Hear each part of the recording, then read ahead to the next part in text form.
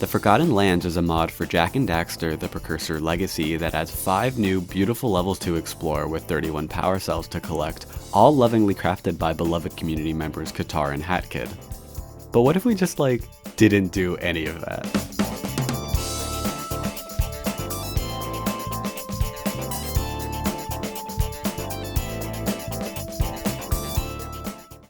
Starting off with a bit of history of the mod, the Forgotten Lands is possible because of a fan-made PC port of the Jak trilogy called OpenGoal. This mod was actually released in parts over 3 years, and is still in development. The first glimpse of the Forgotten Lands for the general public was the level Crystal Cave, released on January 9th, 2023. This was an incredible look into Kuitar's concept of making levels that feel right at home with the original game. People did IL runs of this level, and getting all the cells, orbs, and flies was the most popular. We did not know this would be a full-on mod though. The community was clueless about Kuitar's full intentions. The only hint at there being something more to this level mod was a gondola, but on December 4th, 2023, Jak 1's 22nd birthday, we would see where it took us.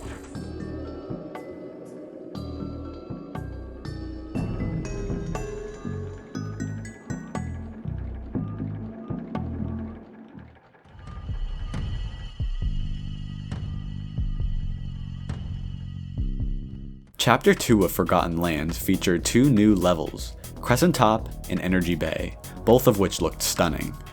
More runs would ensue, mainly again 100%. The only quote-unquote downside to this mod was that there wasn't really a clearly defined ending, which made doing any % runs a little weird. Regardless, in Crescent Top, there were pathways to even more levels, but unavailable area coming later. Much later. Of course, these 2 pathways with ominous text naturally invited hype for the next version of the mod, and a year later, on March 22nd of 2025, we would get just that. Another 2 levels, Open Mines and Taiga Valley. The end of Taiga Valley even had a boss fight, the Precursor Defense Systems Sentinel. This was big for speedrunning purposes, because it meant we could have a clearly defined end to a run for any %. But how do you get to the boss? Let's talk about the progression of the mod. You start off in Crystal Cave. After collecting all the cells in the level, the gondola is open for you to use. From here, you go through each level, Crescent Top, Energy Bay, and Open Mines, collecting cells as you go. After collecting at least 20 power cells, you can destroy the wall that blocks the path to Taiga Valley. From here, you can drive through the open level with the zoomer, which is required for a couple of big jumps, and take on the defense system. Once you beat the Sentinel, you'll get a power cell and a thank you note from Kuitar talking about the future of the project. So with all that being said, how long is any %? Oh. Yeah, let's talk about that. Dialing the clock back to when Kuitar released Chapter 2, someone was already trying to find ways to sequence break the game. The person making this video. I'm a big fan of messing around in games and trying to find different skips and glitches. With Jak being my focus, it was only natural I tried to find some cool stuff. I was searching for cracks in each of the levels, and stumbled across some smaller things, like a boosted uppercut, which is a trick using the friction of ledges to launch you forward with a lot of momentum, to skip a jump pad at the beginning of Crescent Top, and a jump that skips some platforming in the underground section of the same level. At 5:30 PM EST, only 4 hours after the mod was released, I would find something bigger. Remember that cell requirement to get from Crystal Cave to the rest of the levels? But I found what obsolete needing to get any of those cells. I jumped up to the rail of the gondola and walked along it until I hit a checkpoint trigger for Crescent Top. Falling off the rail would kill me, and I would respawn in the level. It was a bit finicky, but it worked, and was a lot faster than collecting every cell in the level. This was cool and all, but in actuality, it wasn't as powerful as you might think. At least not yet. Remember what I said 2 minutes and 34 seconds ago? Since there wasn't a clearly defined ending, any % wasn't a real category. Runs of 100% were done, but not collecting all the cells in a category where you would want to collect every cell would be just a little weird.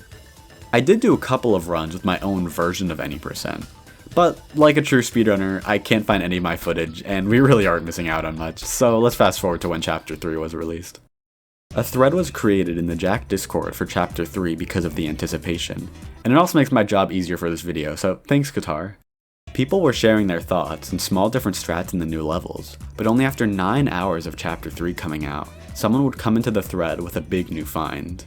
Hello again. Let's take a deeper look at Taiga Valley. This level is similar to Fire Canyon, Mountain Pass, and Lava Tube in the original Jak and Daxter, in that it connects two different levels together. In the Forgotten Lands' case, it connects the main hub, Crescent Top, to the Sentinel. To even access the level, there's that 20 cell requirement I mentioned earlier. If you can get around this wall though, you can just make your way through the level on foot. So that's what I did. I found that there's a part of the rock to the right of this barrier where the collision ends, and if you use a technique called a zoom walk, where you go in and out of your goggles in a rhythm, you can keep a standpoint when you're in midair. So I descended down and perform an extended uppercut back up onto some floor that's out of bounds and walk back into Taiga Valley.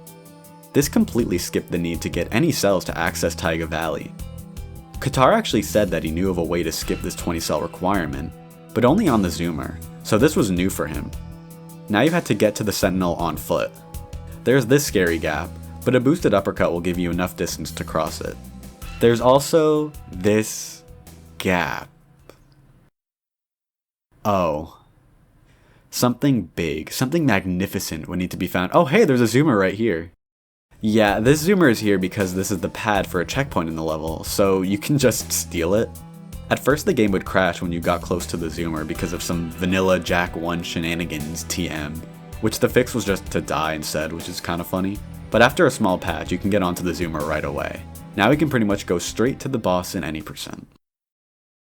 So what's this Precursor Defense System Sentinel all about? This boss has 3 phases. In each phase, you have to kill a horde of enemies and then do a platforming challenge to reach the top of each pillar in the boss arena and destroy the crystals.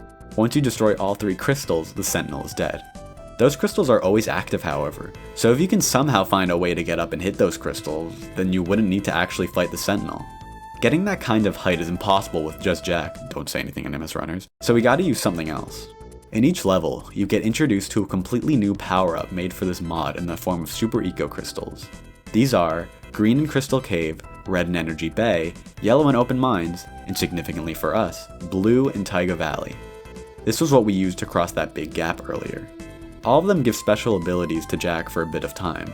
The blue Super Eco makes you drive a lot faster on the zoomer, and also gives you a glide ability. This glide however can be abused. If you jump and hit a slope, you can gain massive height, and on top of that you can maneuver the zoomer to practically fly. Luckily for us, Taiga Valley is surrounded by mountains. You put everything together, the breakable crystals, the zoomer, the blue eco crystal, and...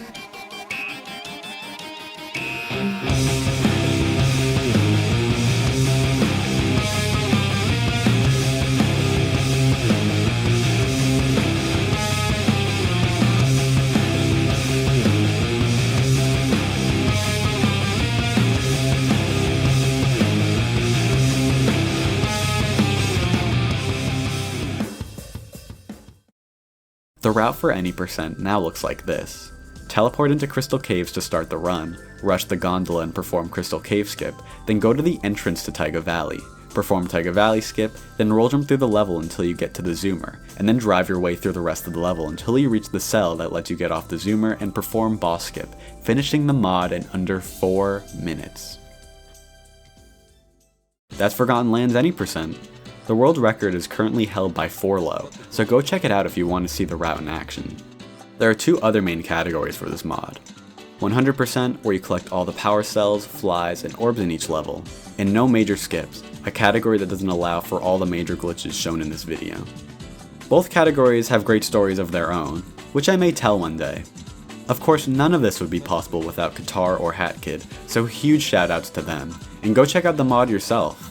I've linked instructions in the description on how to download OpenGoal and how to get the mod launcher working.